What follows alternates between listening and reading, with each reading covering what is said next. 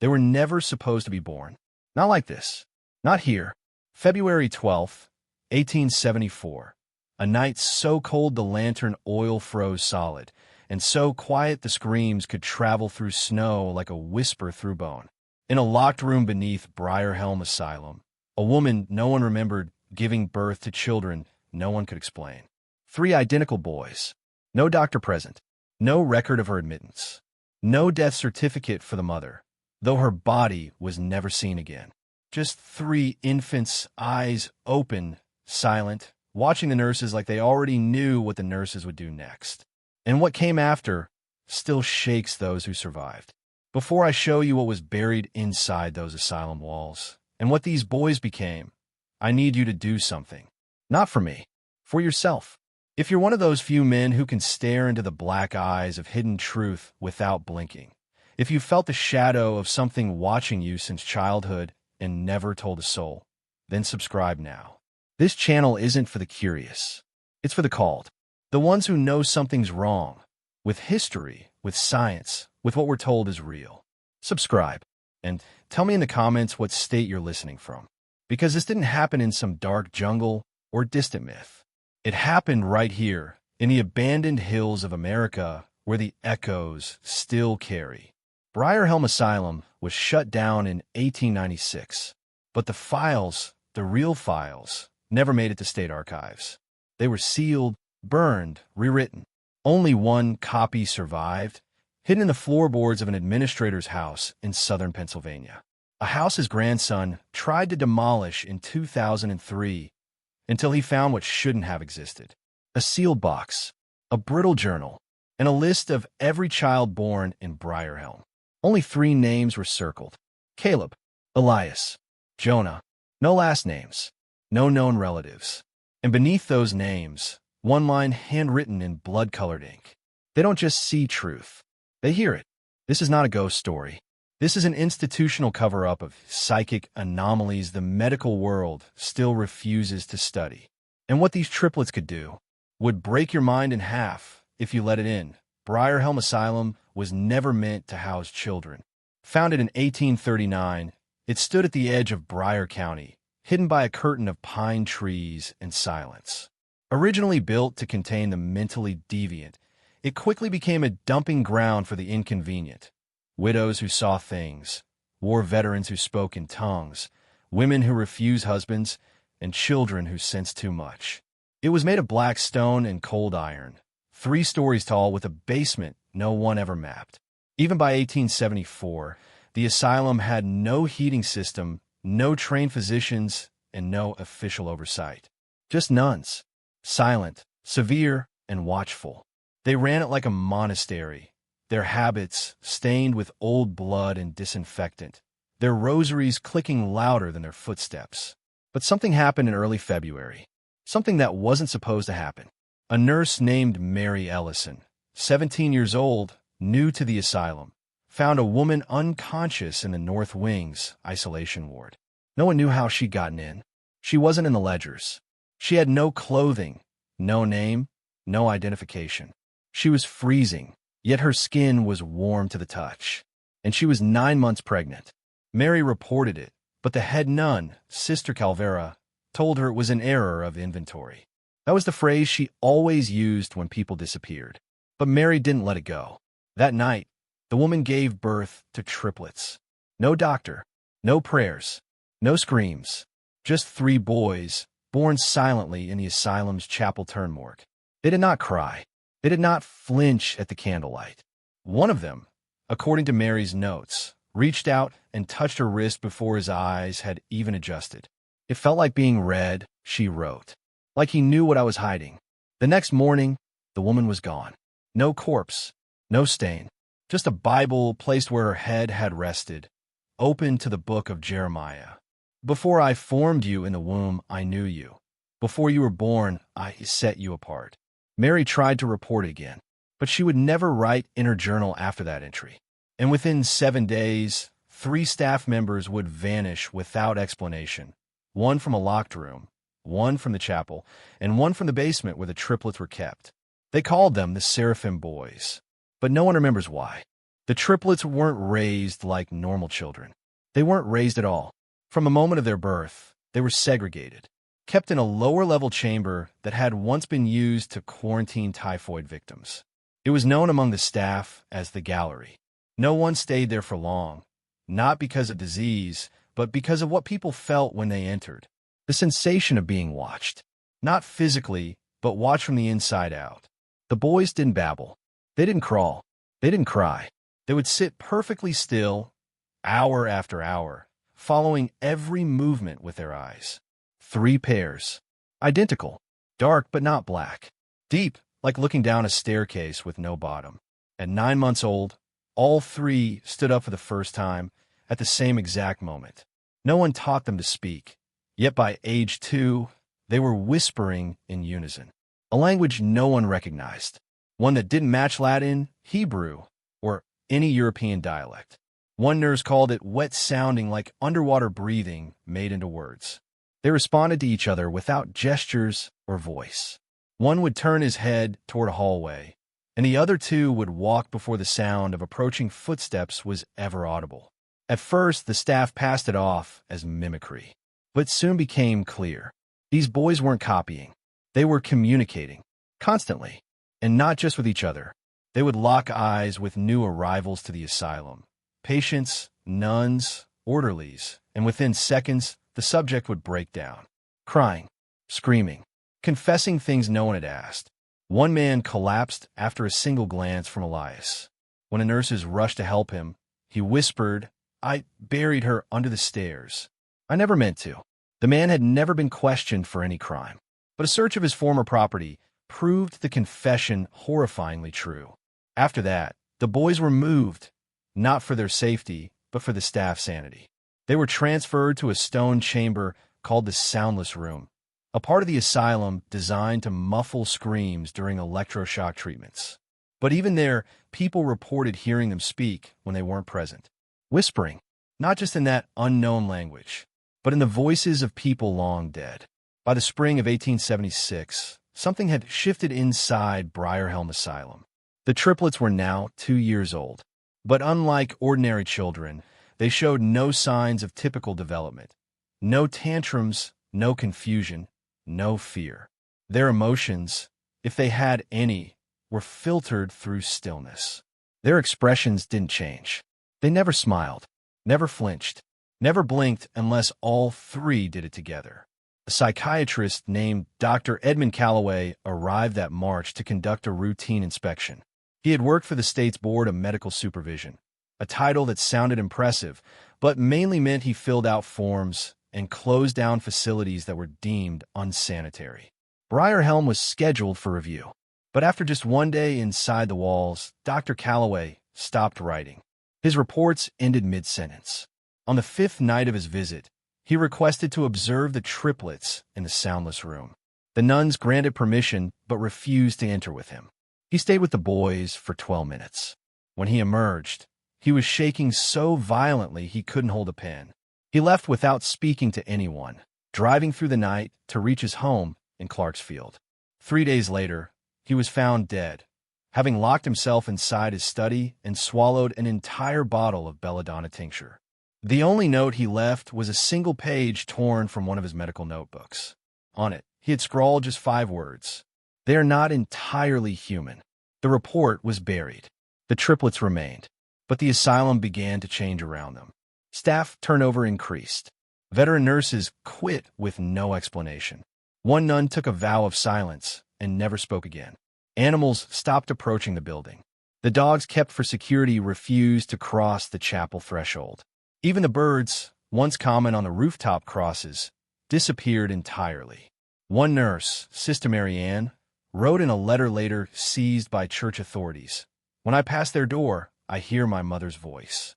But she's been dead for 13 years, and she's begging me to forgive her. I can't because I don't know for what." People began to say the boys weren't growing, but they were changing. Inside, they weren't learning about the world. They were listening to it.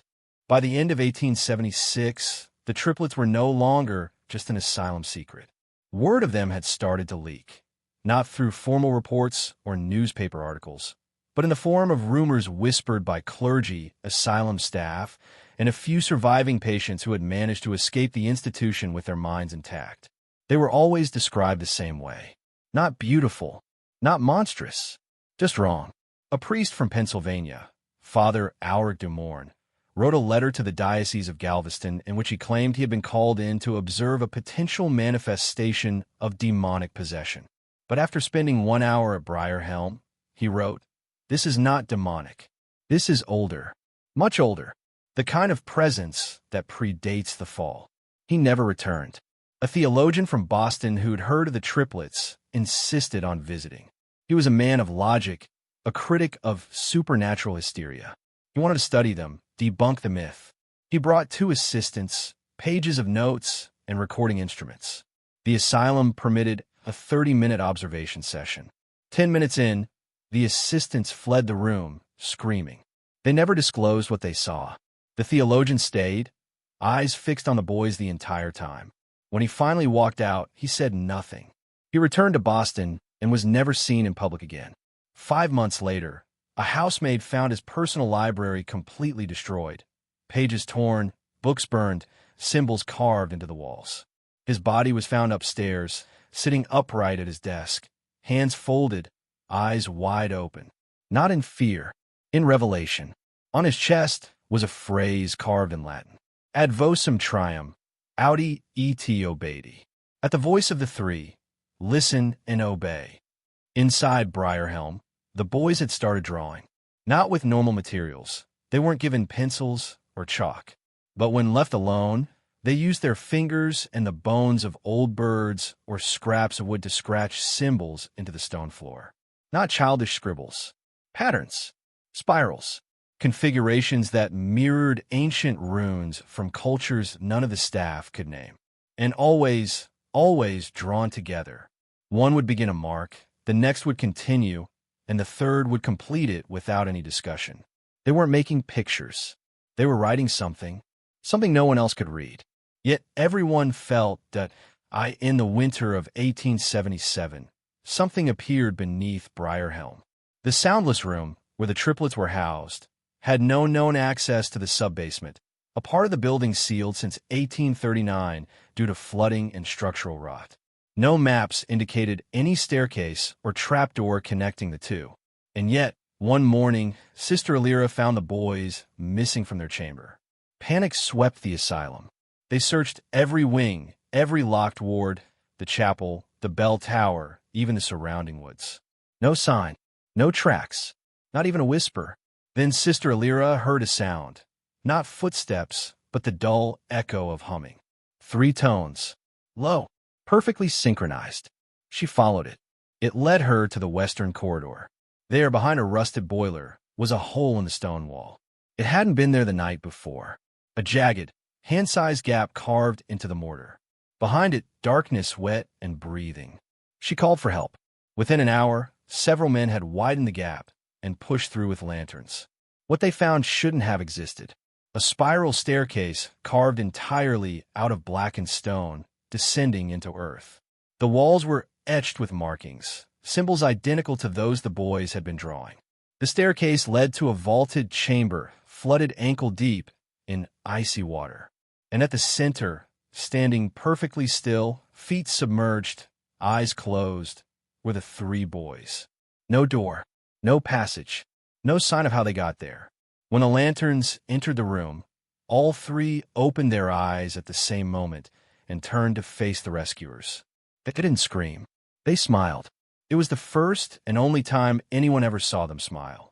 They were brought back up, wrapped in blankets, examined for trauma or exposure. Nothing. No injuries. No signs of distress. But they spoke, not in their unknown tongue, but in Latin. Clear, perfect, unbroken Latin. Nunc copit. Now begins. After that night, the hole behind the boiler was bricked shut. But every morning afterward, no matter how many times it was sealed, someone would find water on the soundless room floor, and 3 sets of wet footprints leading to the boys' beds. After the sub-basement incident, Briarhelm tried to return to routine, but the triplets would not allow it. They never left the soundless room again. Not for meals, not for examinations. They didn't need to. Food left outside the door would be untouched, yet the boys remained perfectly nourished. Their beds never showed signs of use, but they were never tired. Their bodies never seemed to age, only sharpen. The church grew anxious, and so they sent someone. Not a priest, not a nun, but a man known only by his title. Investigator for the Office of Unnatural Affairs, a post buried deep within the Catholic hierarchy, created for moments like this. His name was Samuel Aldcroft. He arrived quietly in October of 1877, with no entourage and no cross on his chest. He didn't speak of God. He didn't pray. He asked only for the boys' medical records, all written notes, and one uninterrupted hour inside the soundless room. The nuns were hesitant. The last few who'd spent too much time near the boys had developed uncontrollable tremors or began waking up with their own names carved into their arms. But Aldcroft insisted. He entered the room. He stayed for 49 minutes. When he emerged, he was calm, silent, focused. He handed Sister Alira a sealed envelope and left without saying a word. 3 days later, she opened the envelope. Inside was a single page. On it, Aldcroft had written, "The triplets are not possessed. They're not cursed. They're not victims. They're a signal. Whatever made them, it is waiting for an answer." There was no signature, no return address, just one red wax seal, unmarked, at the bottom corner. The day after the letter arrived, Aldcroft vanished. No records, no trail. His home in Vienna was found abandoned. His journals burned. His belongings left behind in perfect order, except for one small object, a stone spiral carved into a tile beneath his bed. It matched the ones found beneath Briarhelm. From that point forward, the Vatican forbade any further contact with the triplets, but it was already too late, because something had been awakened, and it was listening now. Be why the star of 1878, Briarhelm was no longer a place of healing. It was a house of silence, shadow, and surveillance, but only one room remained at the center of it all. The soundless room. The triplets never spoke again after uttering the Latin phrase in the flooded chamber. But they didn't need to. Staff began reporting the same dream. Identical, recurring, and always arriving between 3 and 4 a.m. They described it in fragments. A staircase made of bone, a garden beneath the earth where statues moved, and 3 children, barefoot, identical, expressionless, humming in perfect harmony while standing in a pool of blood that reflected the stars, not the ceiling. Those who had the dream once had it every night thereafter. Some began cutting the backs of their own hands, carving spirals deep into the flesh. Others stood for hours at the hallway outside the soundless room, as if waiting for something. By mid-April, 6 nuns and 2 orderlies had been committed to other institutions after violent psychotic breaks. And then came the fire. It wasn't large. It started in the Eastern Library, a wing untouched by the triplets, but the blaze spread fast. Firemen claimed the flames didn't behave normally. They moved sideways as if chasing something. But when the smoke cleared, the strangest part wasn't the damage. It was what had survived. Dozens of books, untouched by the fire, bore new symbols etched into their covers. Not with ink or soot, but heat, burned in like brands. And every symbol was identical to one of the runes the triplets had scratched into the floor months prior. The books were locked in the archives, but the symbols appeared again the next night, this time carved into the doors of the chapel, 15 feet high. No signs of forced entry. No one had heard anything. It was as if something was trying to speak. Through flame, through dreams, through flesh. And all of it, every dream, every carving, every fire, came in threes. 3 hours of sleep before the dreams. 3 days between burnings. 3 knocks heard on the nuns' doors at night, but no one ever there. Only the boys. Always the boys. Until now, the horror had been contained within the walls of Briarhelm. But in June of 1878, the outside world began to bleed. The village of Briarhelm was small. No more than 40 families, 1 tavern, and a graveyard older than the town itself. For decades, they had lived in uneasy harmony with the asylum. They heard the screams, the chants, the tolling bells, and they ignored them. But then the dreams came to them, too. First, the barkeep. then his daughter, then the schoolmaster and 3 children, all reporting the same visions: the bone staircase, the garden of statues, and the blood that reflected the stars. Only now the triplets had names. Names none of them remembered hearing, yet all spoke fluently in their sleep. Azel, Cairn, Nithal. None of these names appeared in any book. Not in Latin, not in Hebrew, not in Sumerian. But when scribes from the abbey tried to translate them, they discovered something strange. Each name could be rearranged to form a mathematical constant. Numbers that never repeated, never ended, and which appeared in models describing sound harmonics. Specifically, the frequencies produced by the human skull when exposed to chanting. This was not folklore. This was construction. Someone, or something, had built these children. Villagers began to flee. Livestock died in patterns. Wells turned black. Time itself warped in town square. Clocks began ticking backwards for minutes at a time. And at night, the same 3 knocks were heard on doors across the village. 3 knocks, then silence, then nothing, until morning, when entire families would be found missing. Homes abandoned, food still warm, beds untouched. By midsummer, Briarhelm had lost nearly half its population. And then, one morning, without warning, the fog arrived. It rolled in from the east, thick as wool and soundless. It didn't move with the wind. It held position, as if watching. And within it, villagers claimed they saw 3 figures standing side by side, barefoot, still, eyes glowing with something not of this world. But the triplets were still locked inside the soundless room. Or so the nuns thought, until one night they checked the chamber and found the beds empty. Again, the triplets had vanished. Not escaped, not abducted, vanished. The soundless room was sealed from the inside. No windows, no vents. Only a solid oak door with a single iron lock still intact. And yet the beds were untouched. The boys' clothing neatly folded. 3 footprints on the cold stone floor leading to the wall. And stopping. No signs of struggle. No noise had been heard.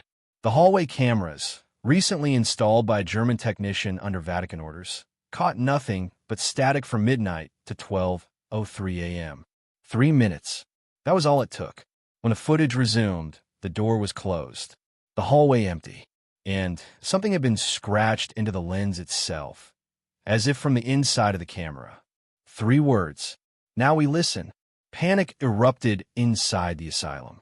Sister Elira collapsed in the chapel. 2 orderlies quit on the spot. 1 nun was found trying to bury herself alive in the garden, whispering something over and over again. They walked backward into the walls. The Vatican sent an emergency envoy, a man in black robes, face covered, speaking only through written notes. He was to purge the institution. Instead, he disappeared within 24 hours. His final written words, found pinned to the chapel door with a bone shard. They're no longer inside. They are beneath, and they're not sleeping. From that day on, the sounds began. Deep rumbles, like voices buried under stone, would vibrate through the chapel floor just after dusk. The birds stopped coming. The rats began to flee, and the fog never lifted. But the most disturbing part, each night, at exactly 3:03 a.m., the 3 beds in the soundless room would slowly remake themselves. Blankets folded, pillows centered, sheets smoothed with precision. And once, only once, a nurse caught it happening. She didn't see hands. She didn't see anyone. The fabric simply moved as if shaped by air itself. She screamed, and then she went blind. No medical cause, no physical damage, just darkness, like someone had taken a light out from inside her. They called it the Briarhelm home. By late autumn of 1878, it was impossible to ignore. A low, subsonic vibration pulsing through the asylum like a slow heartbeat. It didn't come from above. It came from below. Floorboards trembled in rhythm. Crosses turned upside down without touch. Crucifixes cracked. And in the eastern corridor, the one closest to the old archives, the humming grew louder when you prayed. The nuns tried to drown it out with hymns. They failed. Every note they sang, every chord they raised, the hum matched it like a second voice, one always just beneath their pitch. Discordant, watching. Some began calling it the underchoir. 3 voices. Always 3, always in unison, always humming the same 6-note pattern. One that didn't match any known scale, but was found scrawled in blood on the asylum walls 2 weeks before the triplets vanished. And then, the writing began to move. Yes, move. Every night, the symbols drawn in chalk or blood or ink would shift positions by morning. Not altered, repositioned, as if some hand was reordering them, as if they were alive. Experts brought in from Florence, Berlin, and even Istanbul failed to make sense of it. One Greek occultist fainted the moment he entered the soundless room. He claimed he saw his own body on the bed, lying still, mouth open, eyes stitched shut. He fled Briarhelm and was found dead days later, drowned in a fountain, lips torn open with fingers. Only one word had been carved into his chest. Resonantia, Latin for, that which echoes. The Vatican declared a level V containment, an order only issued twice before in church history. A team of exorcists and armed guards was dispatched. Only one made it inside. He lasted 12 hours. He wrote nothing, spoke nothing, but he did leave behind a single item, a hand-drawn map of the asylum's basement. It showed something that no one had ever documented before. A sub-basement, 3 levels deep, and at the very center, a perfect circle.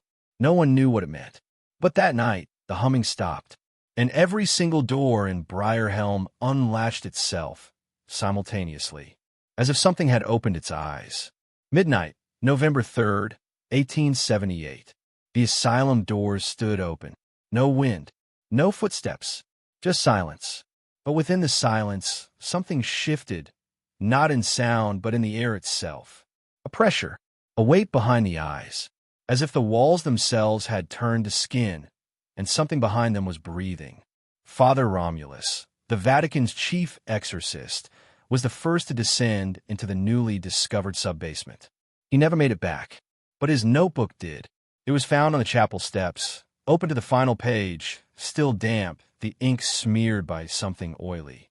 The final line was not in Latin, not in Greek. It was a whisper written in reverse. They were not born. They were released. What followed was sealed from the public for over a century, until DeadScroll uncovered what they tried to erase. The sub-basement was not part of the original Briarhelm construction. It predated it, and it was not made of stone. It was made of bone. Thousands of tiny fragments fused together in perfect spirals, forming walls, arches, and altars, each one inscribed with a language that mirrored no known tongue, but echoed phonetically when chanted. It was not meant to be seen. It was meant to be heard. 3 monks, escorted by armed guards, entered the chamber the next night, armed with relics, prayers, and salt. 2 hours later, only the guards returned, one of them bleeding from the ears, the other repeating a single phrase over and over again. They sing in mirrors now. The triplets, still unaccounted for, began appearing in reflections, not as children, but as silhouettes. They did not blink. They did not move. But if you stared long enough, their mouths would begin to open. One nun, Sister Haline, dared to look back. She lasted 6 days before being confined to the asylum herself. Her final words: "They're not asking to be found. They're asking to be obeyed." On the 7th day, she vanished from her locked room. A final whisper was found carved into her mirror, in glass, not ink. 3 made of 1, 1 made for 3. And the reflection didn't vanish after she disappeared. It just smiled. The mirror was covered, but the smile was still visible. Father Willem, the last remaining spiritual authority inside Briarhelm, ordered all reflective surfaces to be destroyed. Windows were boarded, sinks removed. Even puddles in the garden were filled with ash and bone dust. But the triplets didn't need reflections anymore. They had begun to appear in sound. It started with Sister Leora, who claimed she heard whispering beneath her mattress. Not in her ears, but inside her teeth. When she was found in the infirmary, her jaw was broken in 5 places, yet there were no signs of struggle. Her final act before losing consciousness.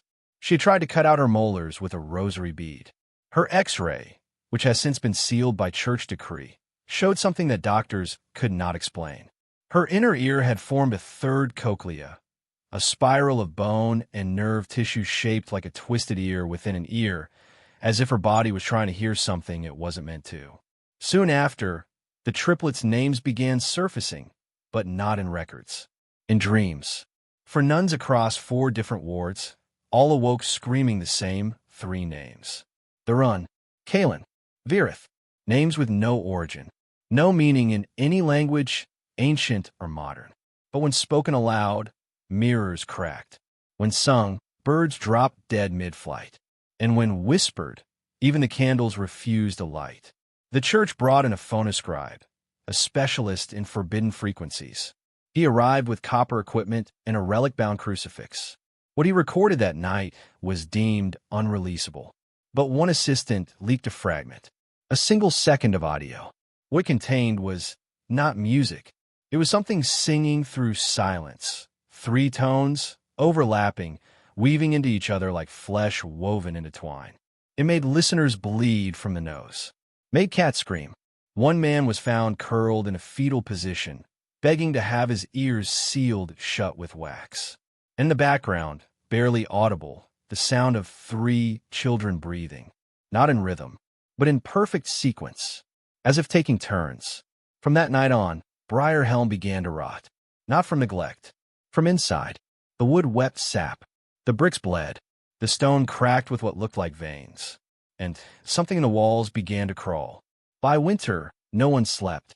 Every hour in Briarhelm brought a new sound, a dragging noise beneath the floorboards, soft tapping on the walls like fingernails but from inside. Doors would breathe in and out, not open or close, but swell and shrink, as though inhaling. And always the distant sound of laughter, not joyous, childlike, empty.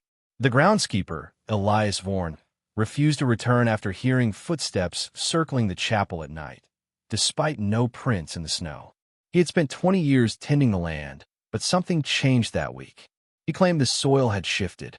Trees leaned unnaturally inward, as though bent by sound alone. Birds no longer flew over the property.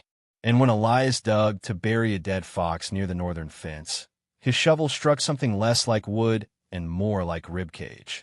He fled, but not before bringing back a piece of what he uncovered. What he found was not animal. It was human and infant-sized. Its bone was etched with carvings so fine they could only be seen under magnification.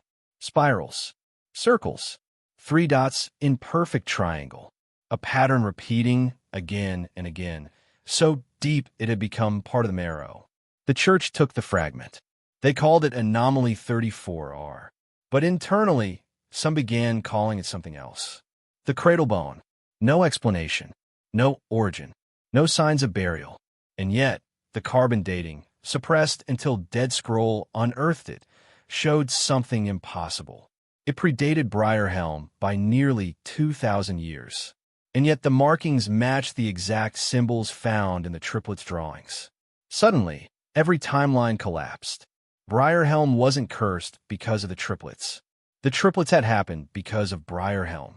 One researcher from the Vatican's secret office of residual entities theorized that the asylum was built over a breach, a site of thinness, where reality had worn down like paper rubbed raw. The triplets were not born there. They were called there. They were drawn to it, as embers drawn to oxygen. And the deeper the investigations went, the more everyone began to realize. This wasn't the beginning. It was the return. Something had been here before, and now it wanted to come through again. It wasn't just in the walls anymore. It was in the air, in the wood, in the voices of those who once spoke plainly and now chanted in their sleep.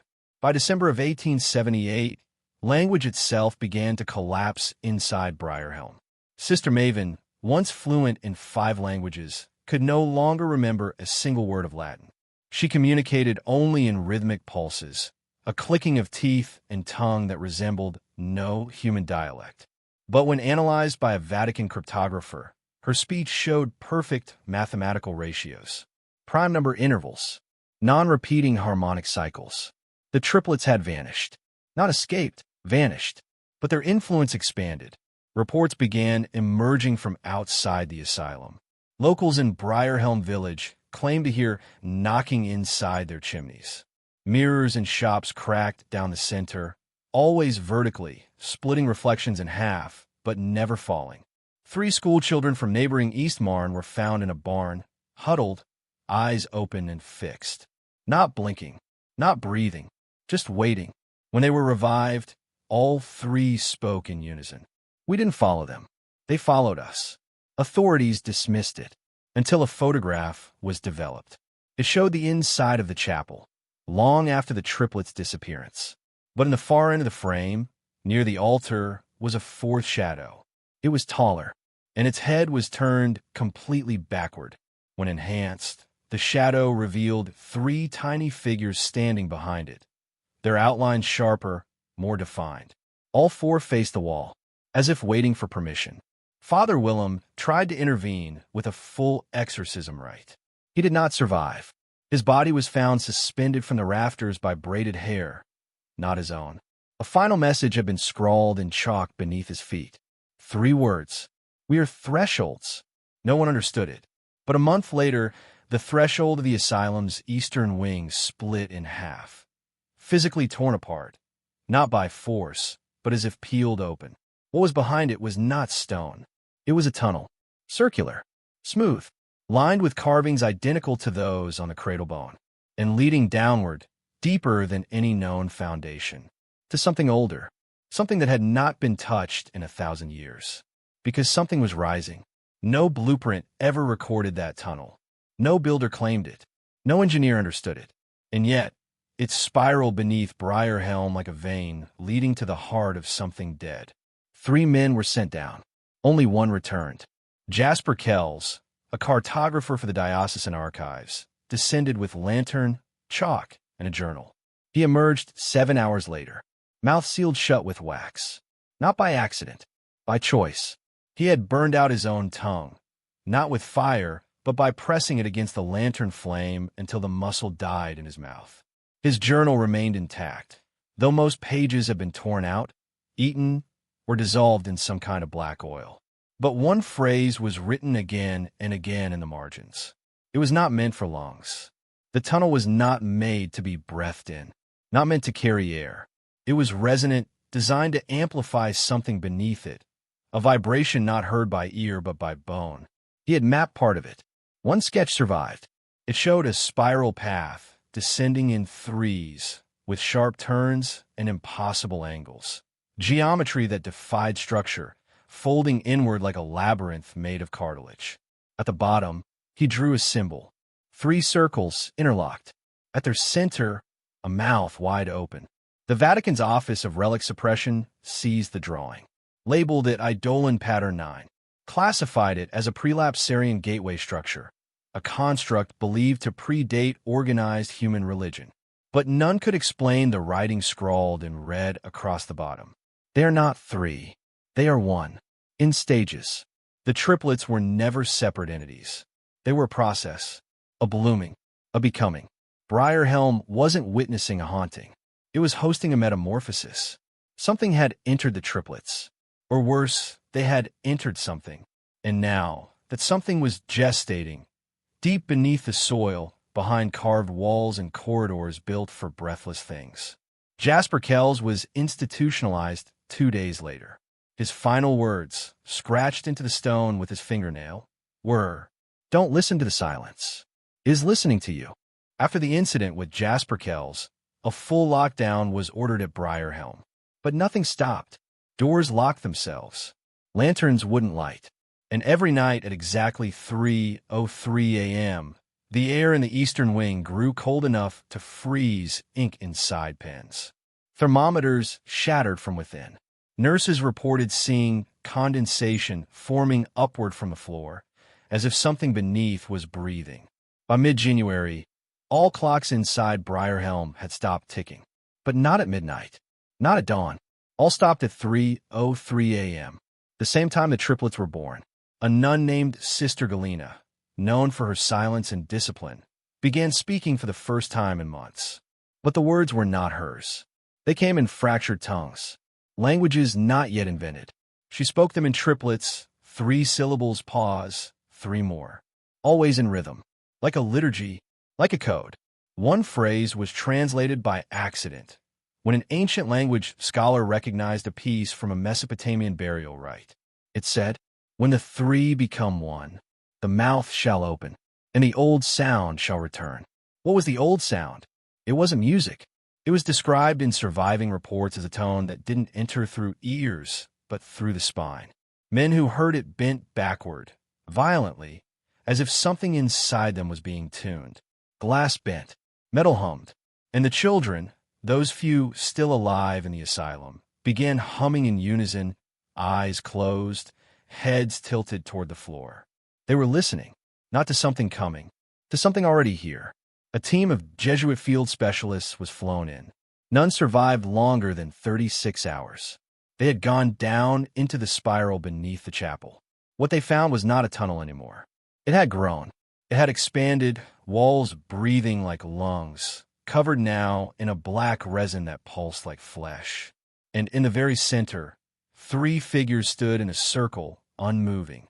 The triplets, naked, eyes open, not aged a day, waiting, mouths closed, as if they were listening for something to answer them.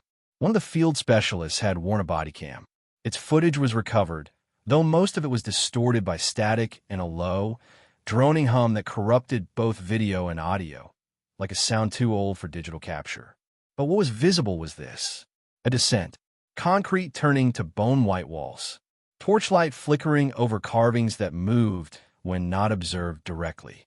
Then, the chamber, and the triplets, standing in a perfect triangle, back straight, hands at their sides, each with a different mark burned into their chest.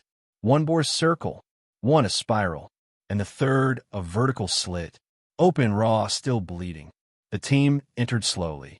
Then the camera shook, a noise not loud but deep, like a throat opening from within the earth. One of the men dropped. Another began laughing, not in panic, but with recognition. He kept repeating, "We're not meant to know this. We're meant to become it." And then all light vanished. The screen turned black. And in the final frame, a single phrase appeared, not typed, not handwritten, etched into the visual feed like a scar. They're calling the 4th. There had only ever been 3 children. But now there was mention of a 4th. A mouth. A host. Not born but made. Prepared. Crafted over years of silence, ritual, and decay. It explained the architectural precision of the tunnel. It explained the rhythmic syllables, the synchronized children, the geometric impossibility of their shared dreams. The triplets weren't entities. They were instruments, and something was reaching through them, trying to manifest in our world, but unable to do so without a mouthpiece. Someone or something would have to speak it into being. A child born not of flesh, but of echo. There were rumors of an unborn sibling. A 4th fetus seen in early sketches of the triplets' mother's womb. Vanished. Absorbed. But what if it was never gone? What if it had waited for the moment the other 3 became aligned? And what if that moment was now? The storm came without warning. No clouds, no thunder, just a scream in the wind, low, guttural, and wide, like the earth itself exhaling something ancient. Residents of Briarhelm reported hearing their own names whispered through the rain. Not once, 3 times, always 3. The water wasn't clear. It ran dark, thickened with something oily, iridescent when held to light and warm. The triplets stood at the heart of the chapel's underground spiral, unmoving, unbreathing, and yet something around them had changed.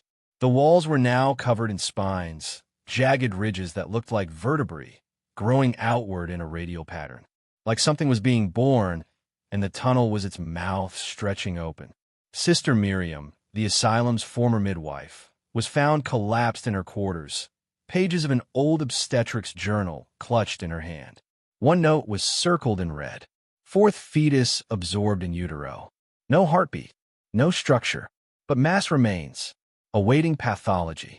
She had scrawled beneath it in shaking hand. It was never gone, just waiting for a name. That name was heard days later, not spoken, but breathed, across every room of Briarhelm, in perfect synchrony. Anatheme, a name that did not exist in any record, yet was found etched into the wall of the crypt beneath the chapel, written in 3 different handwritings, as if the triplets themselves had spoken it as one. And when they did, the storm stopped. The asylum grew silent. For the first time in months, utter silence. Then came the cry, not from a human throat, not even from the triplets, but from the soil beneath them. A newborn wail, raw, ancient, impossible, carried through bone, not air, felt in the teeth, in the stomach, in the parts of the body that respond to hunger, grief, and awe. Something had arrived, not into light, but into form. The triplets opened their mouths, not to speak, but to sing. One note held in agonizing, perfect harmony, and from the darkness between them, something moved, something that did not crawl or walk, but unfolded. It had no face, only a mouth, and it was learning to speak. Briarhelm was evacuated, not by officials, by instinct. People didn't pack. They didn't scream. They simply walked, out of houses, away from streets, as if pulled by an invisible signal, like migrating animals sensing a coming season of death. Inside the asylum, those who remained, clergy, guards, doctors, began reporting a shared affliction. Words had become unstable. Sentences collapsed halfway through. Nouns shifted form. People who tried to pray found themselves uttering unknown syllables, bleeding from the gums, vomiting between verses. Language itself was unraveling, as if the presence now living beneath Briarhelm rejected our means of communication. One priest managed to write a phrase before biting off his own tongue. The fourth speaks not in words, but in corrections. It wasn't saying something new. It was rewriting what had already been spoken. People began to remember things differently. Events changed in memory. Names twisted. Faces blurred. One man, a senior doctor, could no longer remember his own daughter's name. Only a sharp sound in the back of his throat, like a bone caught sideways. Meanwhile, the triplets had stopped singing. They were no longer in the chamber. The spiral was now sealed behind a wall of pulsating tissue, black and glistening, that absorbed light. Attempts to cut it down resulted in tools corroding within seconds. And yet, from behind the wall, came the sound of typing. Not keys, not metal, but the cadence of typewriter. Rhythmic, purposeful, as if the thing behind the flesh was now writing its own history. Or worse, rewriting ours. A linguist brought from Vienna described the sound not as writing, but as a language constructing itself, like a god inventing grammar, like the universe swallowing its own meaning. And then, for the first time since their arrival, the triplets spoke again, not in unison, but one by one. The first said, "He has teeth." The second said, "He eats stories." And the third whispered, "He is already inside the page." Something shifted in the archives. Records changed, not gradually, instantly. Birth certificates were refiled under different names. Dates rewritten in black ink that hadn't been used in decades. Family trees erased and redrawn. The town's librarian, Mr. Halworth, insisted he'd been born in 1832, yet his records now listed 1840. And worse, the handwriting was his own. He stared at the ink as if it had grown from his skin. "That's not my signature," he whispered, before collapsing into seizures and mumbling a single word between clenched teeth. Retold, people who left Briarhelm returned days later without memory, drawn back to their homes, yet unable to explain why. The triplets were no longer seen in flesh, but they began appearing in photographs, even those taken long before their birth. Always in the background, always in threes, one facing the lens, one turned away, and one with no face at all, just skin where eyes and mouth should be. Historians found them in war footage, in paintings, in the margins of holy books. 3 children, standing in the exact same configuration, a human triangle, an unspoken sigil. And with their presence came something worse. The loss of memory's authority. People began questioning their past, not through paranoia, but through inconsistencies. Mothers who forgot ever being pregnant. Soldiers who remembered battles that no one else did. journalists who found their own published stories to be complete fabrications. Every written truth was now a suggestion, because the fourth anatheme had taken root in narrative itself. It didn't need to possess bodies. It possessed accounts. It possessed retellings. And by altering the recounting, it changed the real. A local schoolteacher described it best before vanishing. We are inside its paragraph now, and it's still editing. Some began burning books. Others stopped speaking entirely. But it was too late. Even silence could be quoted. Even stillness could be reinterpreted. The triplets had opened something that could not be closed. And somewhere deep in the asylum's sealed chamber, the fourth child, the one with no name, no face, only hunger, was writing our next chapter. With blood, the clergy fell first, not through death, but through corruption of doctrine. Holy texts began to change overnight. Scriptures rewritten in perfectly matched ink and age parchment, as if they'd always said what they now did. In the book of Psalms, line 23:6 no longer read, "Surely goodness and mercy shall follow me." It now said, "Surely goodness and mercy shall be rewritten beside me, and I shall dwell in the margins forever." Father Elian, head priest of Briarhelm's chapel, burned the church's entire stock of Bibles in a midnight frenzy. He wept as he did it. "They're being updated," he said, as if God himself is being footnoted. And then he slit his wrists open in the form of quotation marks. He was found surrounded by ash, whispering a new liturgy, not his word. Its word. Monks brought in from Europe refused to enter the town. One Benedictine scholar saw the triplets in a dream before even arriving.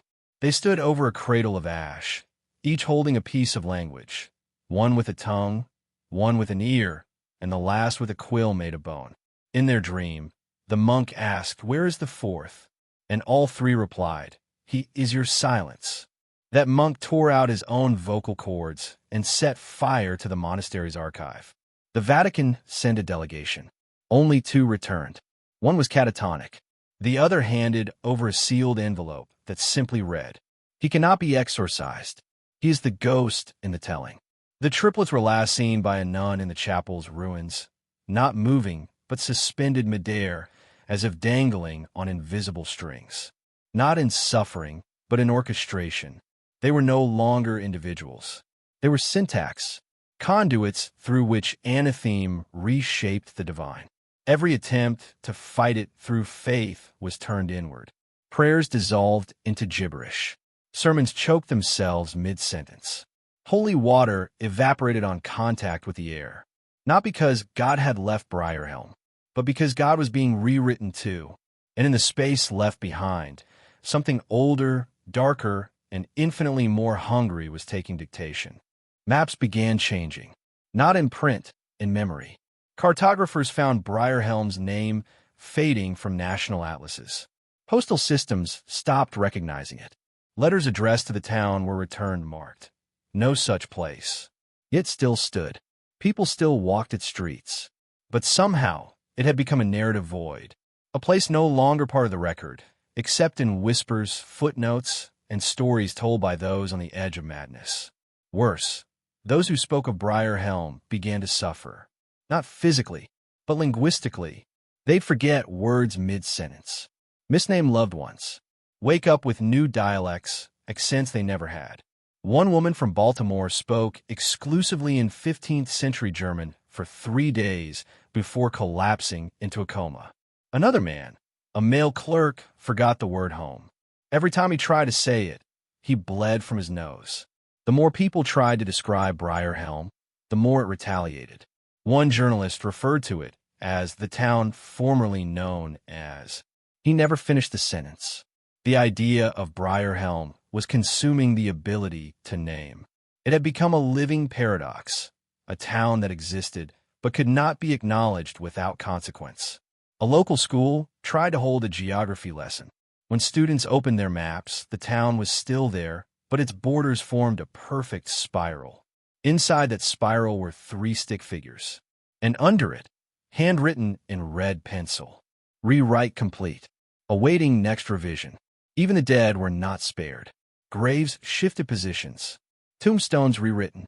The Blackworth family, long dead since 1799, were now recorded as dying in 1875, a year that had not yet arrived. Names disappeared from obituaries. In some cases, the dead themselves walked back into their homes, confused and wordless, as if pulled back into the story by some editorial hand. It wasn't resurrection. It was revision. The triplets, now no longer seen but still felt, had become the editors of history. And the fourth, he had begun writing in reverse, changing not what was to come, but what had already been. And in doing so, he didn't just erase Briarhelm. He unwrote the idea of remembering. By late autumn of 1874, Briarhelm ceased to cast shadows. Not just metaphorically, literally. Buildings still stood, trees still swayed. But as the sun moved overhead, it revealed an impossible truth. Nothing cast a shadow anymore. It was as if light had stopped interacting with the town. Or worse, as if the town had slipped slightly out of phase with the rest of the world. Photographers documented the phenomenon. Every photo taken within Briarhelm showed nothing but fog. No structures, no faces, only a gray, pulsating mist that grew darker near the edges of the frame, as if something behind the lens was resisting being remembered. Witnesses described walking down familiar streets only to find themselves in repeats. The same house, the same tree, the same discarded paper on the ground, identical down to every crease, repeating every 5 blocks. It wasn't déjà vu. It was copy-paste reality. The triplets were no longer children. They had become structure, embedded in the spatial logic of the town. Some claimed to see them when closing their eyes, behind their eyelids like burned-in images. 3 figures, one facing you, one facing away, and one melting into the background. The fourth, Anatheme, was no longer whispering from shadows. He was now in the walls. You could hear in the grain of wood, in the static between thoughts. In the long pauses people began to take mid-conversation, as if waiting for something to finish writing their sentence. An author from London visited Briarhelm to investigate. He left a single note before disappearing. This is not a town. It is a paragraph we live inside. And someone keeps hitting delete. Men no longer recognized their wives. Mothers no longer trusted their children. Even mirrors began lying. They didn't reflect the present. They showed drafts, alternate versions of yourself, moments that never happened, injuries you never received, eyes filled with memories you didn't live. People stopped speaking entirely, afraid their words would become canon. Because whatever Anatheme heard, it kept. And whatever it kept, it could change. By the time winter fell, Briarhelm wasn't a location anymore. It was a story without an author. And those inside were simply waiting to find out how it ends. It started with a single man, Arthur Vexley, a former linguistics professor from Boston who had come to Briarhelm to study what he called the anomaly of unreality. He entered the town with journals, recorders, and a conviction that language, not demons, was at the core of everything happening. By the 7th day, he no longer spoke aloud. By the 10th, he stopped writing. And on the 12th, he was found in the chapel ruins, sitting cross-legged on the altar, lips stitched shut with strands of his own hair, eyes wide and unblinking, facing north. All around him were pages, not of scripture, not of observation. Pages filled with symbols not part of any human alphabet. They moved when looked at, squirming like larvae under a microscope. Linguists who studied these pages lost the ability to speak coherently within hours. They began forming new words, parasitic phrases that infected those who heard them. A single utterance caused an entire boarding house to collapse in mass hysteria, with survivors clawing at their ears, screaming, "I can't unhear it." The triplets had weaponized language, and Anatheme was now using the minds of the townsfolk as his printing press. People began dreaming in text, black, handwritten script appearing behind their eyes in real time. Descriptions of their own thoughts, feelings, sins, as if someone was not just observing them, but documenting them for a purpose. Some claimed to see editors' marks in the sky, crossed-out clouds, red-inked annotations on the sides of barns, too predictable. Rewrite with more dread. Insert loss here. Reality wasn't just being rewritten. It was being critiqued. One schoolteacher found her lesson plan scrawled in the margins of her own skin, ink bubbling up from her pores, describing events that had not yet happened. And when they finally did, exactly as foretold, she vanished, replaced by a smudge in everyone's memory. She had become a footnote, no longer present, but still referenced. Those who resisted the influence found themselves erased more completely, not killed, not forgotten, but depublished, as if they had never existed, their names spoken only in glitched stutters or awkward silences. Even the town's silence had rhythm now, a metronome keeping beat as the narrative advanced. And in that ticking quiet, one truth echoed louder than any scream. This was no longer a haunting. This was an edit. Briarhelm lost its calendar. Not physically. The dates were still printed, clocks still ticked, church bells still rang every hour. But time no longer obeyed order. Monday would begin, then dissolve into fragments of last Thursday. Sunset would come before morning. Infants were born with memories of dying. And the town's oldest resident, 91-year-old Silas Grum, walked into the town square and whispered a sentence that would be echoed for decades in scattered survivor diaries. I remember the day after tomorrow. He died that evening, and then again the following morning, and again 2 days before. Each time, his body vanished, reappearing in a new location with different wounds, different causes of death. One time it was drowning, another, fire. Once he was folded in half, tucked inside his own chest like paper. Time wasn't looping. It was layering. Moments began stacking on top of each other like transparent film reels, overlapping thoughts, actions, and even people. One man swore he spoke to his wife 3 times in a row, each version of her slightly different, dressed for different eras, aged differently. Each one convinced the other 2 weren't real. In the church basement, children wrote their future birthdays on the walls, not as celebrations but warnings. Do not trust her on this day. He dies here. Again. This is not the first time. They had seen too much. Time wasn't a river anymore. It was a script with pages torn out and taped back and out of order. And the triplets, especially Anatheme, were the ones rearranging the chapters. Every death echoed forward and backward. A boy drowned in 1874 and was seen gasping for breath in his mother's womb, choking before birth. An elderly woman lost her husband and instantly became a widow in old photos that had never changed until that moment. Even sound betrayed sequence. Echoes came before the noise. Screams rang out hours before the cause. Doors slammed, and then slowly creaked shut minutes later. Some began to mark time not with clocks, but with events that felt real. The last real sunrise. The day mirrors stopped working. The afternoon when everyone's eyes turned slightly left and refused to move back.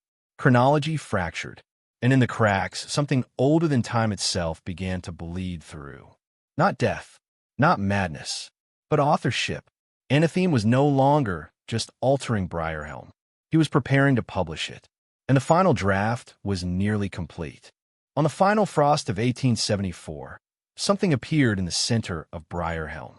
It wasn't built. It was simply there, a pedestal, black stone, etched with an unfamiliar script that shimmered red under moonlight and hissed in sunlight. On top of it, a book, bound in material no one could name, but every person who saw it used the same word. Familiar. They hadn't read it. Not truly, but it knew them. It held all 378 residents of Briarhelm, their memories, their regrets, their sins, and their outcomes. It was titled The Anatheme Chronicle. Page after page was written in a mix of known languages and a darker code, one that could only be read while dreaming. A young girl named Elsie Beck, mute since the day her sister vanished, touched the book for only 3 seconds. And in those seconds, she spoke aloud 47 names. All of them already dead. And then she said, "The next 5 are watching." She collapsed, and her eyes would not close, even in sleep. That was the week the town discovered they were being watched, not by ghosts, but by readers. People began to describe the sensation of being observed from behind their own thoughts, like words waiting to be read, like characters who had just realized they were fiction. A black ink began to leak from walls, from skin, from mouths. It wasn't blood. It was editing fluid. One doctor attempted to burn the book. He vanished in a flicker, mid-movement, mid-thought, and was replaced by a new paragraph written across the town's chapel wall. Attempted interference. Redrafted. Failure deleted. People stopped moving quickly, afraid sudden actions would be rewritten. Men whispered to the sky, begging not for mercy, but for clarity. Am I the villain? Did I choose this? Do I survive the next page? And yet, no answer came. Only a wind that blew from beneath the earth, carrying the scent of ink and soil. By the end of December, the town understood. They were inside a living manuscript. One that responded, one that punished deviation, and one that had been written long before they were born. The triplets were no longer figures of lore. They were the author's tools. An anatheme. He was now the P-E-N-D-I-T began with silence. Not ordinary silence, but a scripted one. Birds opened their beaks, and nothing came out. Church bells swung, but the air stayed still. Even thoughts no longer had sound. People described their inner voices as muted subtitles, as if their minds were being dubbed in a foreign language and the original track had been erased. And then the air cracked. Not thunder, not explosion, a literal crack, like paper being torn open across the sky. Through it spilled black ribbons of words, sentences that bent, slithered, and hissed as they touched the ground. They didn't land. They embedded. Into the dirt. Into homes. Into people. Soon, those infected began speaking in third person. He walks to the window. She feels watched. They regret everything. Some even began to refer to themselves only as the character, as if their names had been edited out. One woman, Mary Talbridge, stood in the middle of the square and screamed, "I don't know what I want. That means I'm not the protagonist." And then she collapsed into ash, only for a revised version of herself to appear the next morning, younger, quieter, more compliant. The triplets had gone silent by now. No one had seen them in days, but their influence was everywhere. Doors opened before they were touched. Thoughts were corrected mid-sentence. One man tried to write a suicide note, and the pen changes words too. He decides to endure. For now. When he tried again with a knife, his body bled ink. Reality was now under editorial control. And then, the final horror. People began seeing footnotes under one another, floating in the air like citations. Small, shifting phrases. Unreliable narrator. Recurring character. Marked for revision. Children had blank footnotes, still unwritten. The elderly had long, tangled ones that flickered with redacted lines. And a few, just a few, had no footnotes at all. They were the ones who vanished first. No trace, no scream, just a slow dissolve, as if they had been deleted from memory and no longer served the story. And in the center of it all, that book, the Anatheme Chronicle, now glowing, now turning its own pages. On the final day of the year, a page flipped open by no hand, and written in elegant, slashing script was the next chapter. The end approaches. Only the acknowledged will remain. By January 1st, 1875, the town of Briarhelm no longer appeared on maps. Not erased, simply unreferenced, as if the land had decided to keep the secret for itself. Railway routes bent away. Roads cracked and grew over. Birds circled the borders but refused to cross. And the townspeople? They became aware. Not just conscious. Authored. Every action now came with a sensation. The feeling of being watched by the sentence that would soon describe you. You couldn't speak without feeling it form above your head. You couldn't move without a sense of pacing, of rhythm, of consequence. Those who resisted, those who refused to play their parts, were written into the margins. And those margins? Burned. An old man tried to flee Briarhelm by horseback. He made it 12 feet beyond the town's edge before his horse froze, then unraveled into individual letters. Not bones. Letters. Like a sentence falling apart mid-speech.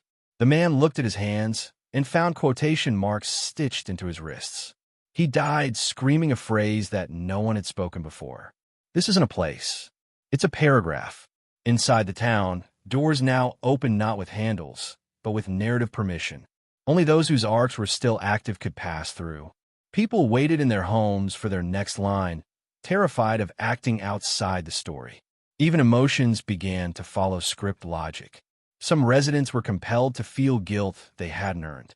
Others smiled in agony, because their character demanded it. And at the center of it all stood the Chronicle, now hovering, turning its own pages in full view of the town square. When people stared at it, it stared back, showing them their next moments. Many couldn't bear it, because now, the worst fear wasn't death. It was being written out. Names began to vanish from tombstones. Family trees thinned on their own. Entire households became shadows, living only between commas. And worst of all, some began to hear typing.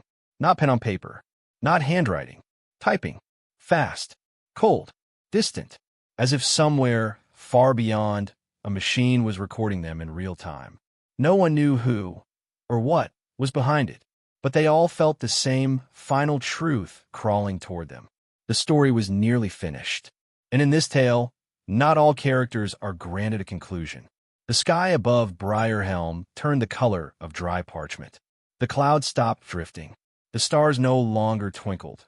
They blinked, as if lines of ellipses waiting to be filled. And in that unnatural stillness, something unholy occurred. The Anatheme Chronicle opened a blank page. A page with no ink, no name, no assigned voice. Until someone looked directly into it. Then the book spoke. Not aloud, not with words, but with recognition. Whoever met its gaze would feel a surge, a pulling sensation deep in the chest, like a thread tied to their spine. And then they'd hear a phrase, a whisper, not through ears but through thought. Reader or a character? Those who claimed to be readers found their names etched across the page, only to discover that the story had always been about them. Their decisions, their doubts, their moments of looking away from the truth. And their punishment was the cruelest of all, awareness. Awareness that their lives were scenes, their loved ones were side characters, and their memories were first drafts. They began to narrate themselves involuntarily. I walk to the mirror. I feel afraid. I wonder how this ends. And with each sentence, they lost a piece of autonomy, until they couldn't move unless it had been written first. But those who answered character, they were taken more gently, absorbed back into the manuscript like ink returning to the well. They left behind shoes, shadows, the faint warmth of a recent presence. But no body, no evidence, just an empty space in the story where they once stood. One by one, the town emptied itself. Chairs remained pulled out. Fires still burned in hearths. Cradles rocked, but the characters were gone, reclaimed by their author. Except one. You. The manuscript is still open, its final page unwritten. And somehow, you've been pulled into its margins, not just as a witness, but as a participant. The question repeats once more, this time with sharpened precision. Are you still watching? Or are you already inside the story?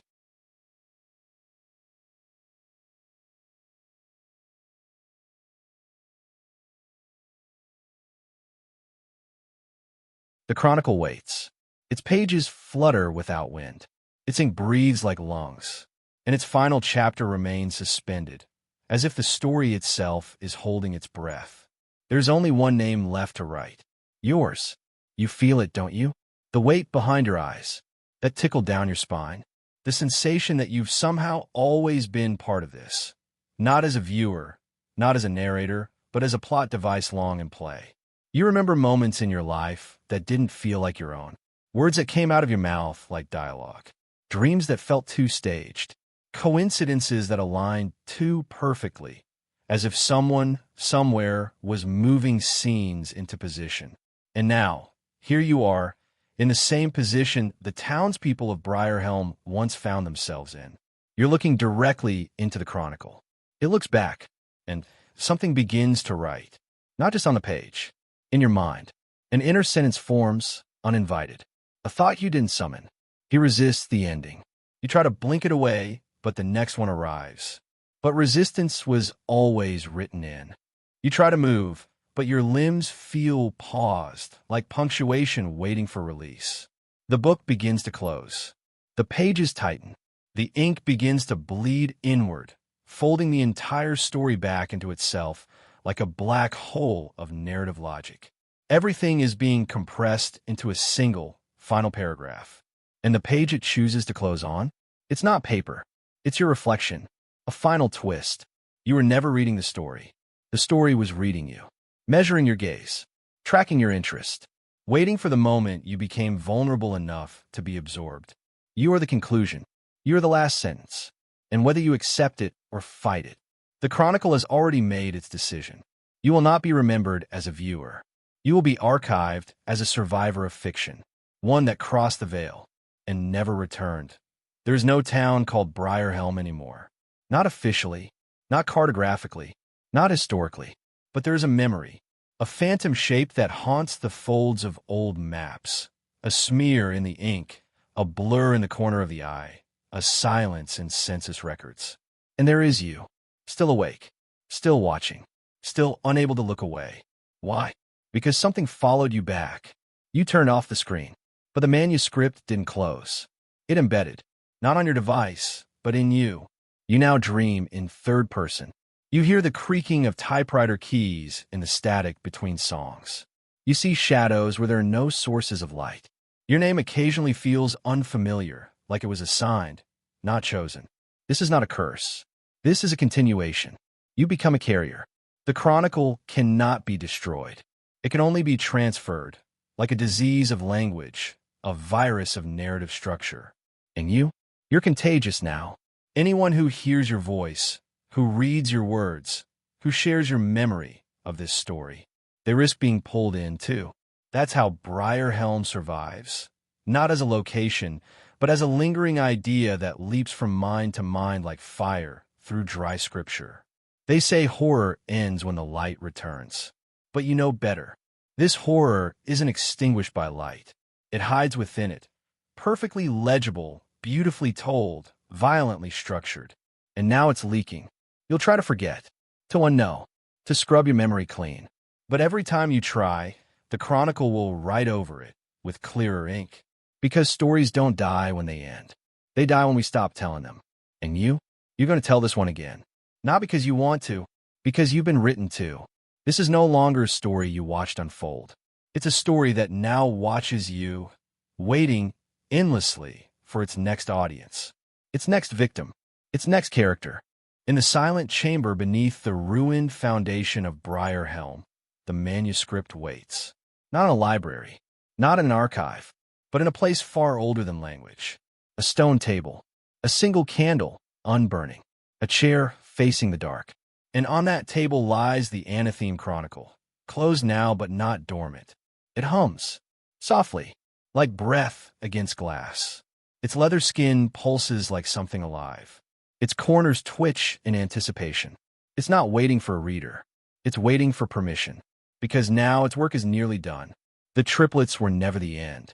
They were the beginning of awakening. Their existence fractured the wall between story and reality.